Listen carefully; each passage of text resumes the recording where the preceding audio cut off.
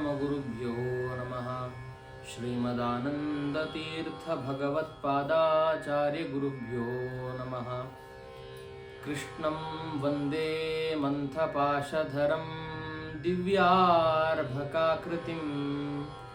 शिखाबन्धत्रयोपेतं भैष्मीमध्वकरार्चितम् श्रीमतो राघवेन्द्रस्य नमामि पदपङ्कजे कामिताशेषकल्याण कलनाकल्पपादपौ तपस्वाध्याय शुश्रूषा कृष्णपूजारतं मुनिं विश्वेशमिष्टदं वन्दे परिव्राट् चक्रवर्तिनं हरि ओम्। ಶ್ರೀ ರಾಘವೇಂದ್ರ ಪ್ರಭುಗಳ ಜೀವನ ಕೃತಿಯಾಗಿರುವ ಶ್ರೀ ರಾಘವೇಂದ್ರ ವಿಜಯದಲ್ಲಿ ಇಂದಿನ ಚಿಂತನೆಯಲ್ಲಿ 3ನೆಯ ಸರ್ಗದ ವರ್ಣನೆಯನ್ನು ನೋಡ್ತಾ ಹೋಗೋಣ.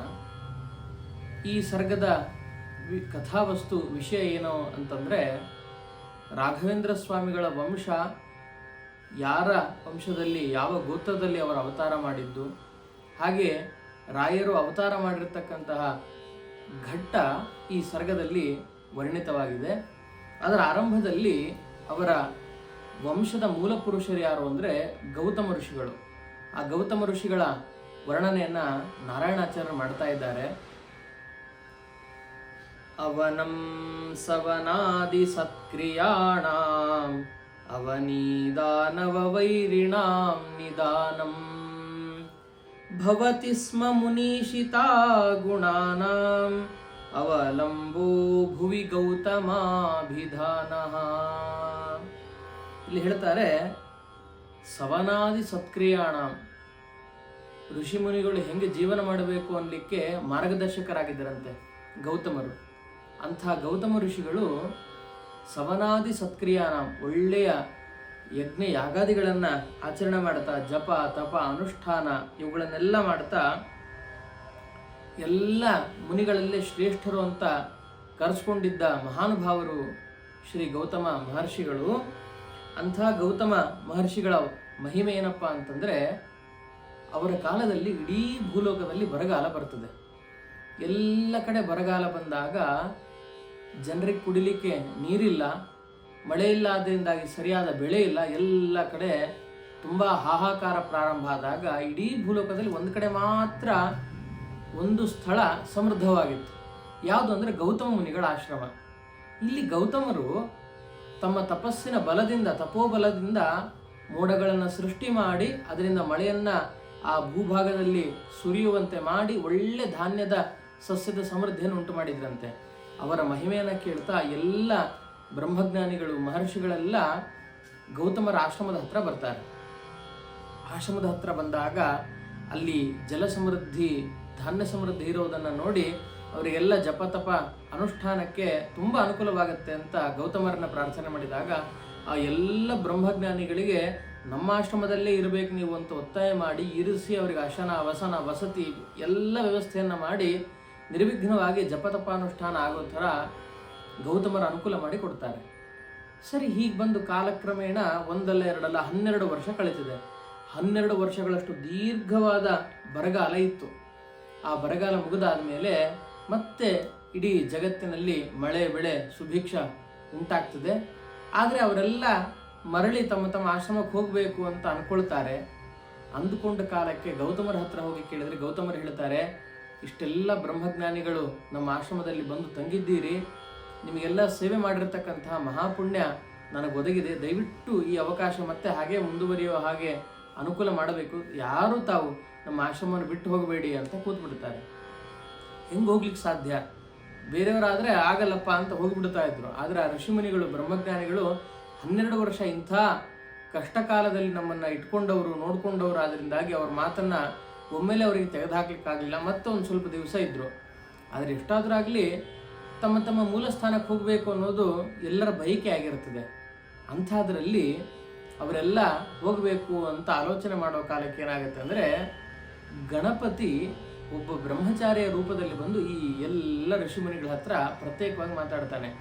ಅಲ್ಲ ನೀವು ಯಾಕೆ ಹೋಗ್ತಾ ಇಲ್ಲ, ಎಲ್ಲ ಕಡೆ ಸುಭಿಕ್ಷ ಆಗಿದೆ, ನಿಮ್ಮ ಆಶ್ರಮವನ್ನು ಬಿಟ್ಟು ಗೌತಮರ ಆಶ್ರಮದಲ್ಲೇ ಇದ್ರೆ ಹೆಂಗಾಗ್ತದೆ, ಮತ್ತೆ ಅದನ್ನ ನೋಡ್ಕೊಳ್ಳಿಕ್ಕೆ ನಿಮ್ಮ ಶಿಷ್ಯ ಸಂಪತ್ತನ್ನು ಬೆಳೆಸಲಿಕ್ಕೆ ಪಾಠ ಪ್ರವಚನಕ್ಕೆ ಎಲ್ಲರೂ ಅಲ್ಲಿ ಹೋಗ್ಬೋದಲ್ಲ ಅಂತಂದಾಗ ಅವ್ರು ಹೇಳ್ತಾರೆ, ಇಲ್ಲಪ್ಪ ಹಿಂಗೆ ಗೌತಮರು ಹೇಳಿಬಿಟ್ಟಿದ್ದಾರೆ, ನಮ್ಮಲ್ಲೇ ಇರಿ, ನೀವು ಎಲ್ಲೂ ಹೋಗಬೇಡಿ ಅಂತ. ಅವ್ರ ಮಾತನ್ನು ತೆಗೆದುಹಾಕ್ಲಿಕ್ಕೆ ಆಗ್ತಾ ಇಲ್ಲ ಅಂತ ಅವರೆಲ್ಲ ತಮ್ಮ ಪರಿಸ್ಥಿತಿಯನ್ನು ಹೇಳ್ಕೊಂಡಾಗ ಅದಕ್ಕೆ ಗಣಪತಿ ಒಂದು ಉಪಾಯ ಹೇಳ್ತಾನೆ. ಏನಿಲ್ಲ, ನೀವೆಲ್ಲ ಸೇರಿಕೊಂಡು ಒಂದು ಹಸುವಿನ ಗೊಂಬೆಯನ್ನು ಮಾಡಿ, ಅಂದರೆ ಗೊಂಬೆಯನ್ನು ಮಾಡಿ ಸೃಷ್ಟಿ ಮಾಡಿ ಅದರಲ್ಲಿ ಜೀವ ತುಂಬಿ, ಅದು ಎಂಥ ಹಸು ಆಗಿರಬೇಕು ಅಂದರೆ ಒಂದು ಹನಿ ನೀರು ಅದರ ಮೈಮೇಲೆ ಬಿದ್ದರೂ ಕೂಡ ಸತ್ತು ಹೋಗಬೇಕು ಅಂಥ ಕೃತ್ರಿಮವಾದ ಹಸುವನ್ನು ಮಾಡಿ ಆ ಹಸುವನ್ನು ಗೌತಮರ ಆಶ್ರಮದಲ್ಲಿ ಮೇಲಿಕ್ಕೆ ಅಂತ ಬಿಡಿ. ಆವಾಗ ಗೌತಮರು ಅದನ್ನು ಓಡಿಸ್ಲಿಕ್ಕೆ ಅಂತ ಬಂದು ಹೇಗಾದರೂ ಮಾಡಿ ಅದರ ಸ್ಪರ್ಶ ಮಾಡ್ತಾರೆ. ಒಂದು ಹುಲ್ಲು ಕಡ್ಡಿ ತಾಗಿದ್ರೂ ಕೂಡ ಅದು ಕೆಳಗೆ ಬಿದ್ದು ತನ್ನ ಪ್ರಾಣವನ್ನು ಬಿಟ್ಬಿಡತ್ತೆ. ಅಂಥ ಗೊಂಬೆಯನ್ನು ನೀವು ಮಾಡಿ ಈ ಕೃತ್ಯ ಆಗೋ ಹಾಗೆ ಮಾಡಬೇಕು ಅಂದಾಗ ಎಲ್ಲರೂ ಆಯಿತು ಅಂತ ಅಂದ್ಕೊಂಡು ತಮ್ಮ ತಪಶಕ್ತಿಯಿಂದ ಹಸುವನ್ನು ಸೃಷ್ಟಿ ಮಾಡಿ ಅದಕ್ಕೆ ಜೀವ ತುಂಬಿ ಮೇಲಿಕ್ಕೆ ಅಂತ ಗೌತಮರ ಆಶ್ರಮದ ವನಕ್ಕೆ ಬಿಡ್ತಾರೆ. ಆವಾಗ ಅದು ಬಂದು ಬೇಯ್ತಾ ಇರೋ ಕಾಲಕ್ಕೆ ಗೌತಮರು ನೋಡ್ತಾರೆ, ಎಷ್ಟು ಅದು ಹೋಗು ಅಂತ ಹೇಳಿ ಓಡಿಸ್ಲಿಕ್ಕೆ ಪ್ರಯತ್ನ ಮಾಡಿದ್ರೆ ಹೋಗೋದೇ ಇಲ್ಲ.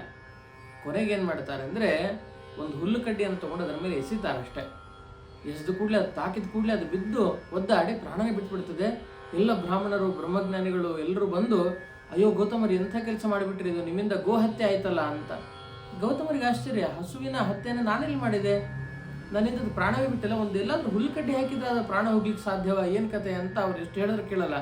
ಗೊತ್ತಿಲ್ಲ, ನಿಮ್ಮಿಂದ ಅದು ಸತ್ತಿತ್ತು, ಅದರಿಂದಾಗಿ ನಾವಿಂಥ ಜಾಗದಲ್ಲಿ ಇರೋದಿಲ್ಲ, ಹೊರಟು ಬಿಡ್ತೀವಿ ಅಂತ ಅಂದ್ಕೊಂಡು ಗೋಹತ್ಯೆ ಆದ ಸ್ಥಳದಲ್ಲಿ ನಾವು ಇರೋದಿಲ್ಲ ಅಂತ ಎಲ್ಲರೂ ಹೊರಟು ಬಿಡ್ತಾರೆ. ಗೌತಮರು ಹಿಡಿದ್ರು ಕೇಳಲ್ಲ. ಗೌತಮರು ಕೇಳ್ತಾರೆ ಏನು ಮಾಡಬೇಕು ಕೊನೆಗೆ ಅಂತ. ಅದಕ್ಕೆ ಅವರು ಒಂದು ಉಪಾಯ ಹೇಳ್ತಾರೆ, ಗಂಗೆಯನ್ನು ಭೂಮಿಗೆ ತರಿಸಿದರೆ ಆ ಗಂಗಾಜಲದ ಪ್ರೋಕ್ಷಣೆಯನ್ನು ಈ ಹಸುವಿಗೆ ಮಾಡಿದರೆ ಆಗ ಗೋಹತ್ಯೆಯ ಪಾಪ ಪರಿಹಾರ ಆಗುತ್ತೆ ಅಂತ ಹೇಳಿ ಹೋಗ್ತಾರೆ. ಆವಾಗ ಗೌತಮರು ಕೂತು ತಪಸ್ಸನ್ನು ಮಾಡಿ ಗಂಗೆಯನ್ನು ಒಲಿಸಿಕೊಂಡು ಭೂಮಿಗೆ ತರ್ತಾರೆ.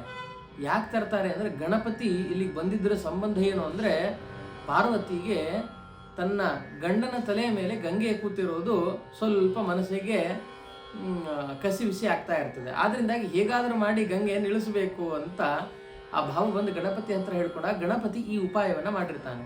ಅದಕ್ಕೆ ತಕ್ಕ ಹಾಗೆ ಎಲ್ಲ ಘಟನೆಗಳು ನಡೆಯುತ್ತೆ. ಆಮೇಲೆ ಅದು ಪ್ರಾಣ ಬಿಡ್ತದೆ. ಪ್ರಾಣ ಬಿಟ್ಟಾದ್ಮೇಲೆ ಮತ್ತೆ ಕಠಿಣವಾದ ತಪಸ್ಸನ್ನು ಮಾಡಿ ಗಂಗೆಯನ್ನು ಭೂಮಿಗೆ ತರಿಸಿ ಈ ಹಸುವಿನ ಮೇಲೆ ಪ್ರೋಕ್ಷಣೆಯನ್ನು ಮಾಡಿ ತಾವು ಗೋಹತ್ಯೆ ಪಾಪದಿಂದ ಮುಕ್ತರಾಗ್ತಾರೆ. ಅದಾದ್ಮೇಲೆ ಕೂತು ಆಲೋಚನೆ ಮಾಡ್ತಾರೆ, ಅಲ್ಲ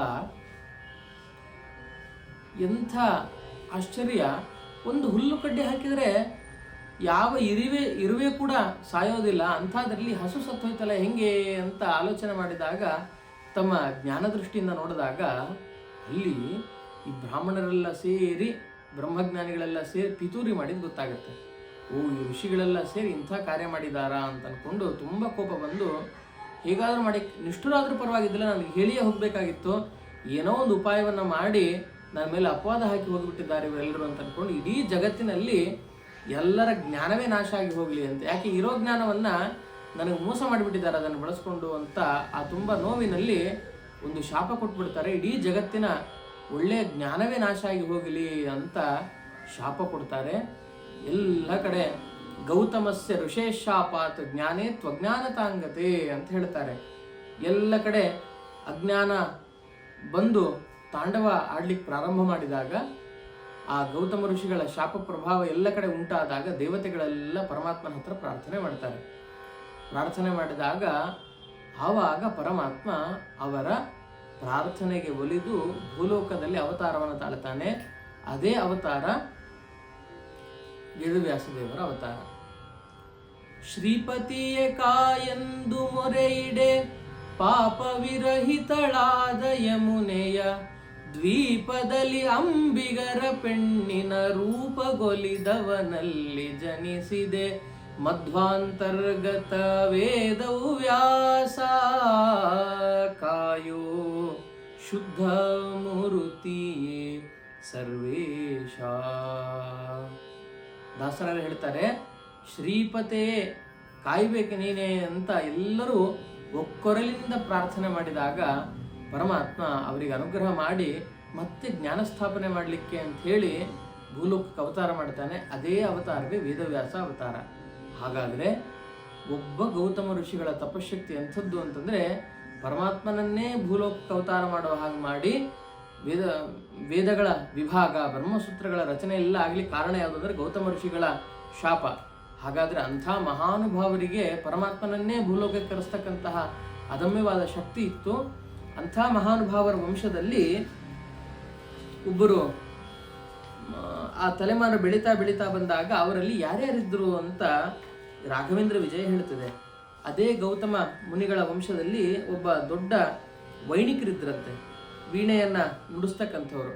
ಅವರ ಹೆಸರು ಕೃಷ್ಣ ಭಟ್ಟರು ಅಂತ.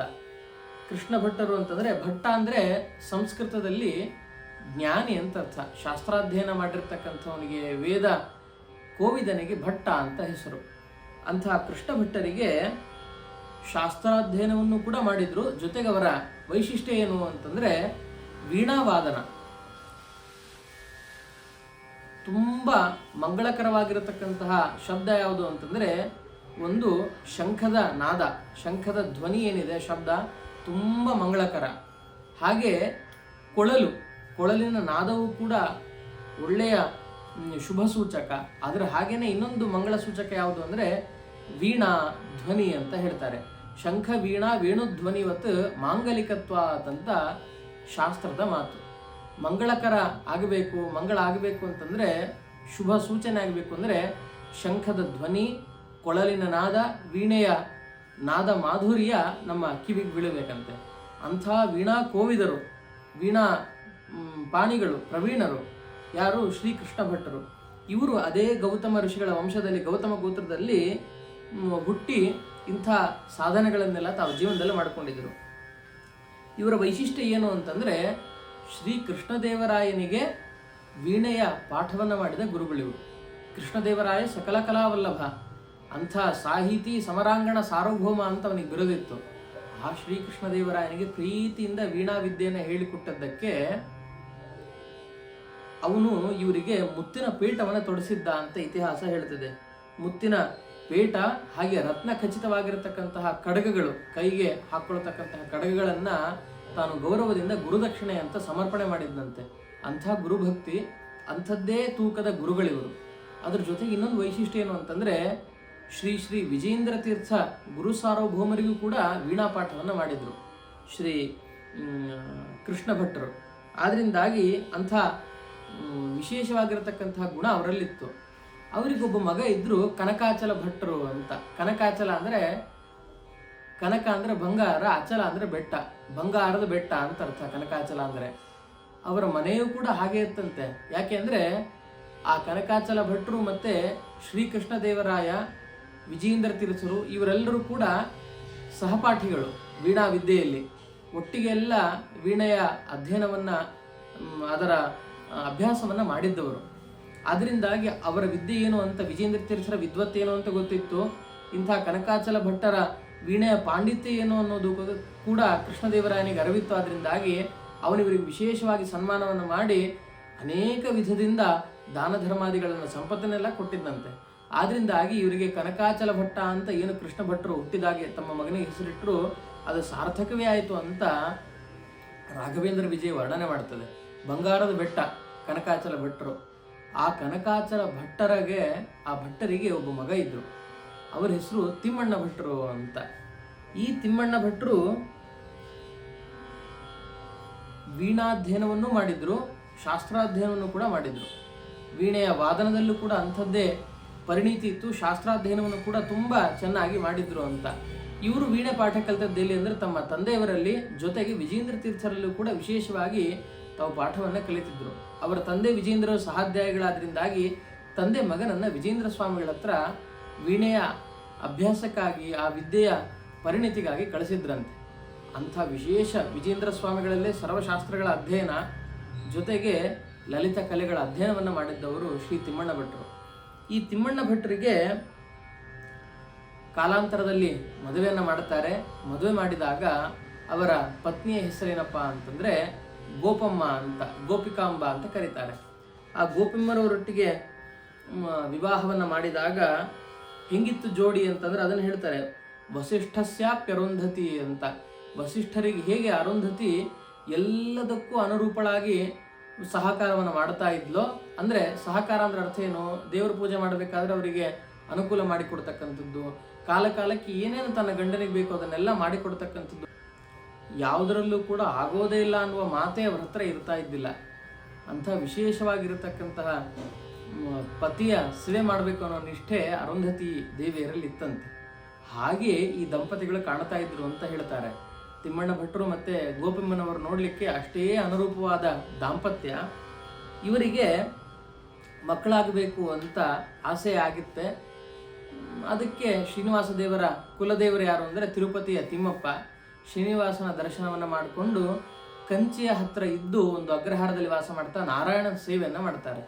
ಆ ಸೇವೆಯ ಫಲವಾಗಿ ಅವರಿಗೊಬ್ಬ ಮಗಳು ಹುಟ್ಟುತ್ತಾಳೆ. ಮೊದಲೊಂದು ಹೆಣ್ಣುಮಗು ಆಗ್ತದೆ. ಆ ಹೆಣ್ಣು ಮಗುಗೆ ವೆಂಕಟಾಂಬ ಅಂತ ಹೆಸರಿಡ್ತಾರೆ. ಆಡು ಭಾಷೆಯಲ್ಲಿ ವೆಂಕಮ್ಮ ಅಂತ ಪ್ರೀತಿಯಿಂದ ಕರೀತಾ ಇದ್ರು. ಶ್ರೀನಿವಾಸ ದೇವರ ಅನುಗ್ರಹದಿಂದ, ನಾರಾಯಣನ ವಿಶೇಷ ಆಶೀರ್ವಾದದಿಂದ ಹುಟ್ಟಿದ ಮಗು ಆದ್ದರಿಂದಾಗಿ ವೆಂಕಟಾಂಬ ಅಂತ ಆ ಮಗಳಿಗೆ ಹೆಸರಿಡ್ತಾರೆ. ಅದಾಗಿ ಕೆಲವು ವರ್ಷಗಳಲ್ಲಿ ಇನ್ನೊಬ್ಬ ಮಗ ಹುಟ್ಟುತ್ತಾನೆ, ಗುರುರಾಜ ಅಂತ ಅವರಿಗೆ ಹೆಸರಿಡ್ತಾರೆ. ಇಷ್ಟೆಲ್ಲ ಆದಮೇಲೆ ಮತ್ತೆ ಬೈಕೆ ಹುಟ್ಟತ್ತೆ ಅವರಿಗೆ, ಇನ್ನೊಬ್ಬ ಮಗ ಇದ್ದರೆ ತುಂಬ ಅನುಕೂಲ ಅಂತ. ಯಾಕೆ ಅಂದರೆ 2 ಕಣ್ಣುಗಳಿದ್ದ ಹಾಗೆ ಅಂತ. ಹೆಣ್ಣು ಮಗಳೇನಿದ್ದಾಳೆ ಅವಳನ್ನು ಸಂರಕ್ಷಣೆ ಮಾಡಲಿಕ್ಕೆ, ರಕ್ಷಣೆ ಮಾಡ್ಕೊಳ್ಳಿಕ್ಕೆ 2 ಭುಜಗಳು ಬೇಕು. ಹಾಗೆ ನಮ್ಮ ಮಗಳನ್ನು ರಕ್ಷಣೆ ಮಾಡಲಿಕ್ಕೆ 2 ಗಂಡು ಮಕ್ಕಳಿದ್ದರು ಅಂತಂದರೆ ಜೊತೆಗೆ ಒತ್ತಾಗಿರ್ತಾರೆ ಅನ್ನೋ ಭಾವದಲ್ಲಿ ಅವರು ಮತ್ತೆ ಶ್ರೀನಿವಾಸ ದೇವರ ಸೇವೆಯನ್ನು ಮಾಡ್ತಾರೆ ತಿರುಪತಿಗೆ ಹೋಗಿ. ಆ ಸೇವೆ ಮಾಡಿದ್ದರ ಫಲ ಏನೋ, ಮತ್ತೆ ಆ ಮಹಾತಾಯಿ ಗರ್ಭವತಿಯಾಗಿ ತಾನು ಮಗುವಿಗೆ ಜನ್ಮವನ್ನು ಕೊಡ್ತಾಳೆ. ಅದರ ಅವಸ್ಥೆಗಳನ್ನು ತುಂಬ ಚೆನ್ನಾಗಿ ವರ್ಣನೆ ಮಾಡ್ತಾರೆ. ಹೇಗೆ ಆ ಗೋಪಮ್ಮನವರು 3ನೇ ಗರ್ಭವನ್ನು ಧಾರಣೆ ಮಾಡಿದಾಗ ಹಿಂಗಿರ್ತಾ ಇತ್ತು ಅಂತ ಅದರ ಬಗ್ಗೆ ಹೇಳ್ತಾ ವರ್ಣನೆಯನ್ನು ಮಾಡ್ತಾರೆ. ಉದರಸ್ಥ ಶಿರೋರುದೇಶ ತಸ್ಯಾದ್ವಸನೆ ಲೋಹಿತ ಮೃತ್ತಿಕಾನುರಾಗಃ ಇತಿ ತದ್ಘಟನಾಯ ಕಿಂ ನು ಶೋಣಾಂ ಮೃದಮಾಸೇವತ ಸಾದರಂ ಮೃಗಾಕ್ಷಿ.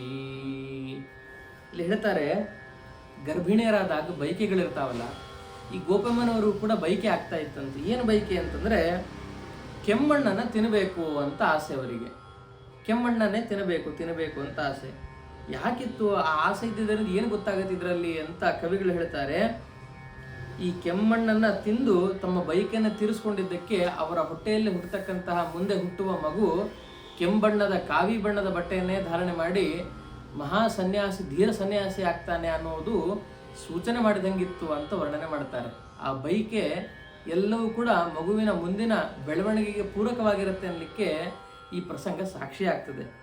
ಅದರ ಜೊತೆಗೆ ಇನ್ನೇನು ವಿಶೇಷ ಅಂತಂದರೆ, ರಸನಾನಯನಾಂತರಂಗಗಮ್ಯಂ ಸದನೆ ಭೋಜನ ಸಾಧನಂ ವಿಸೃಜ್ಯ ಪರಕೀಯ ಗೃಹಾದುಪಾಹೃತಂ ತದ್ರುಚಿರಂ ವಾರುಚಿ ವಾಪ್ಯ ಭುಂಕ್ತ ಸೈಷಾ.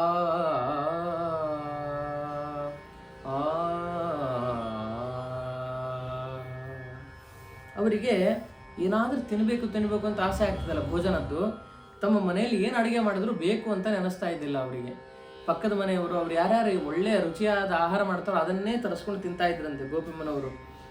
ಇನ್ನೊಬ್ರು ಏನು ಹುಳಿ ಮಾಡಿರಲಿ, ಪಲ್ಯ ಮಾಡಿರಲಿ, ಇನ್ನೊಂದು ವಿಶೇಷ ಭಕ್ಷ್ಯ ಮಾಡಿರಲಿ, ಏನು ಮಾಡಿದರೂ ಕೂಡ ಅದೇ ತನಗೆ ಹಿತ ಆಗಿರೋ ಹಾಗೆ ಆ ಭಕ್ಷ್ಯಗಳನ್ನೇ ಅವರು ಸ್ವೀಕಾರ ಮಾಡ್ತಾ ಇದ್ರಂತೆ. ಇದರಿಂದ ಗೊತ್ತಾಗೋದೇನು ಅಂತಂದರೆ, ಸನ್ಯಾಸಿ ಯಾವತ್ತೂ ಅವನಿಗೆ ಮನೆ ಅನ್ನೋದೇ ಇರೋದಿಲ್ಲ, ಎಲ್ಲವನ್ನ ಬಿಟ್ಟಿರ್ತಾನೆ. ಸನ್ಯಸ್ತೋಹಂ ಅಂತ ಹೇಳಬೇಕಾದ್ರೆ ಎಲ್ಲವನ್ನ ಬಿಟ್ಟು ಬೇರೆ ಬೇರೆ ಶಿಷ್ಯರ ಮನೆಯಲ್ಲಿ ಭಿಕ್ಷಾನ್ನವನ್ನು ಸ್ವೀಕಾರ ಮಾಡ್ತಾನೆ ಸನ್ಯಾಸಿ ಆದವನು.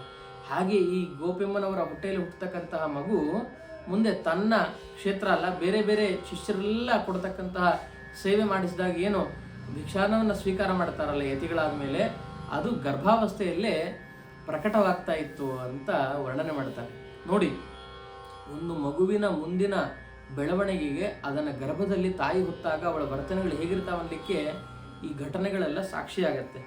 ಮುಂದೆ ಹೇಳ್ತಾರೆ, ಕಾಲವನ್ನು ಹೇಗೆ ಕಳೀತಾ ಇದ್ರು ಅವರು ಅಂತಂದರೆ, ಯಾವಾಗಲೂ ವಿಹಗಾಧೀಶ್ವರ ವಾಹನಾಹ್ವಯಾಂಕಾಹ, ಪರಮಾತ್ಮನ ಕಥೆಗಳನ್ನೇ ಕೇಳೋದಂತೆ. ಪರಮಾತ್ಮನ ಕಥೆಗಳನ್ನು ಕೇಳ್ತಾ ಕೇಳ್ತಾ ಆ ಕಥೆಗಳನ್ನು ಹಾಡಿನ ರೂಪದಲ್ಲಿ ಬರೆದಿಡ್ತಾ ಇದ್ರಂತೆ. ವಿಠ್ಠಲ, ಕೃಷ್ಣ, ನಾರಾಯಣ ಅನ್ನೋ ಅಂಕಿತದಲ್ಲಿ ಗೋಪಿಮ್ಮನವರು ಆ ಹಾಡುಗಳನ್ನು ಬರೆದಿಡ್ತಾ ಇದ್ರು. ಬರೆದಿಟ್ಟು ತುಂಬ ಬರ್ತಾ ಬರ್ತಾ ಗರ್ಭಭಾರ ಹೆಚ್ಚಾದಾಗ ಮಲಗಿದ್ದಲ್ಲಿಂದಲೇ ಬೇರೆಯವ್ರ ಬಾಯಿಂದ ಕೃಷ್ಣ ರಾಮರ ಕಥೆಗಳನ್ನು, ಭಾಗವತದ ಕಥೆಗಳನ್ನೆಲ್ಲ ಶ್ರವಣ ಮಾಡ್ತಿದ್ರಂಥವ್ರು. ಹೀಗೆ ತಮ್ಮ ಗರ್ಭ ಧಾರಣೆಯ ಆರಂಭದ ದಿನದಿಂದ ಮಗು ಪ್ರಸವ ಆಗೋವರೆಗೂ ಕೂಡ ಪ್ರತಿಯೊಂದು ಕ್ಷಣವನ್ನು ಕೂಡ ತುಂಬ ಸಾರ್ಥಕವಾಗಿ ಮಾಡಿಕೊಂಡವರು. ಇಷ್ಟಾದ ಮೇಲೆ ಒಳ್ಳೆಯ ಶುಭ ಮುಹೂರ್ತದಲ್ಲಿ ಅವರಿಗೆ ಗಂಡು ಮಗು ಹುಟ್ಟುತ್ತದೆ, 3ನೇ ಮಗು. ಅಸವಿಷ್ಟ ಸುತಂ ದ್ವಿಜೇಂದ್ರ ಪತ್ನಿ ಶುಭಲಗ್ನೆ ಪರಿಪೂರ್ವ ದೃಷ್ಟಿಭಾಜಿ ಅಖಿಲ ದ್ವಿಜ ರಾಜವಂದನೀಯಂ ದ್ವಿಜರಾಜಂ ದಿಗಿವಾ ಮರಾಧಿಪಸ್ಯ ಅಂತ ಹೇಳ್ತಾರೆ.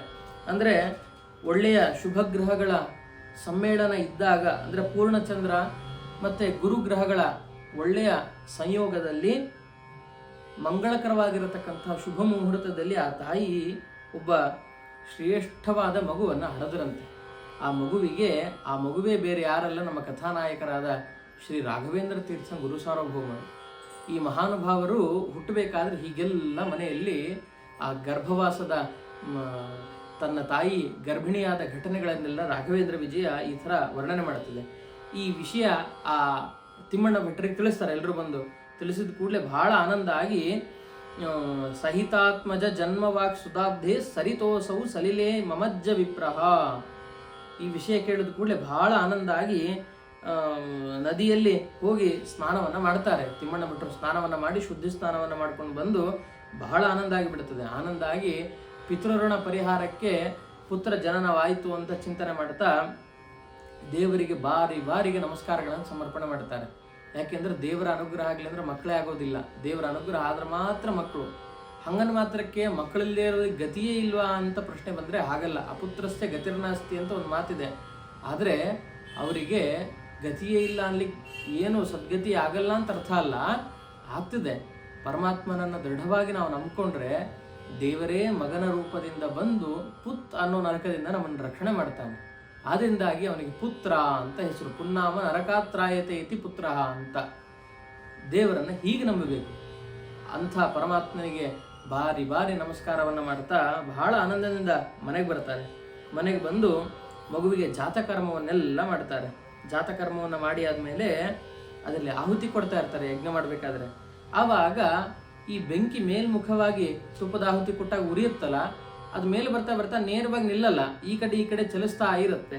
ಅದರಿಂದ ಏನು ಗೊತ್ತಾಗತ್ತೆ ಅಂತಂದರೆ, ಒಂದೇ ಕಡೆ ದೃಢವಾಗಿಲ್ಲದೆ ಆ ಕಡೆ ಈ ಕಡೆ ಸಂಚಾರ ಮಾಡ್ತಾ ಚಲಿಸ್ತಾ ಇದ್ದದನ್ನು ನೋಡಿ ಒಂದು ಸೂಚನೆ ಮಾಡಿದಂಗಾಗತ್ತೆ, ಯಾವ ಮಗುವಿಗೆ ಈ ಕಾರ್ಯವನ್ನು ಮಾಡ್ತಾ ಇದ್ದೀರಲ್ಲ ಇದಕ್ಕೆ ಸಮಾನರಾದವರು ಒಬ್ಬರು ಯಾರೂ ಇಲ್ಲ ಅಂತ, ಅಸಮರಾದವರು ಇದಕ್ಕೆ ಸಮರಾದವರೇ ಇಲ್ಲ ಅಂತ ಅಸಮಾನವಾದ ಮಗು ನಿಮ್ಮಲ್ಲಿ ಹುಟ್ಟಿದೆ ಅನ್ನೋದನ್ನ ಸೂಚನೆ ಮಾಡಲಿಕ್ಕೋ ಏನೋ ಅಗ್ನಿ ಹಾಗೆ ಆಚೆ ಈಚೆ ಆಗ್ತಾ ಇದ್ದಂತೆ.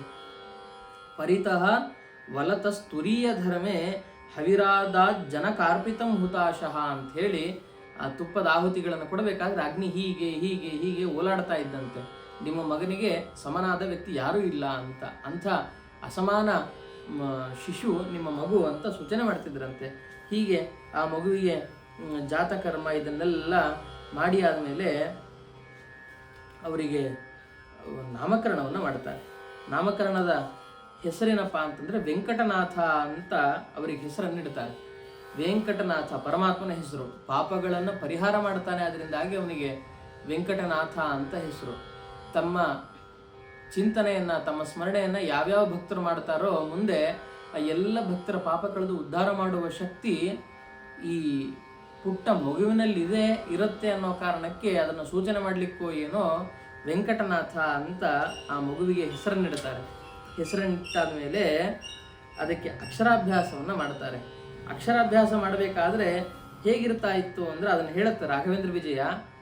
ವಿಲಿಖ್ಯ ಭೂಮೌ ಪ್ರಥಮಂ ಕುಮಾರಂ ರೇಖಾಮಿಮಾಮೋಮಿತಿ ಸಂಪಠೇತಿ ಪಿತ್ರಾ ನಿಯುಕ್ತ ಪುನರಬ್ರವೀತ್ತಂ ಅಲ್ಪೇ ಕಥಂ ವಾ ಗುಣಪೂರ್ಣ ಸಂಜ್ಞಾ.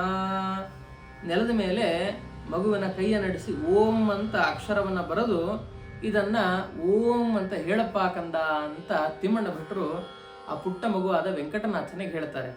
ಆವಾಗ ವೆಂಕಟನಾಥ ಹೇಳ್ತಾನೆ, ಅಲ್ಲಪ್ಪ, ಓಂ ಅನ್ನೋದು ಪುಟ್ಟ ರೇಖೆಯಲ್ಲೇ ಬರೆದದ್ದಲ್ವ ಅಕ್ಷರವನ್ನ.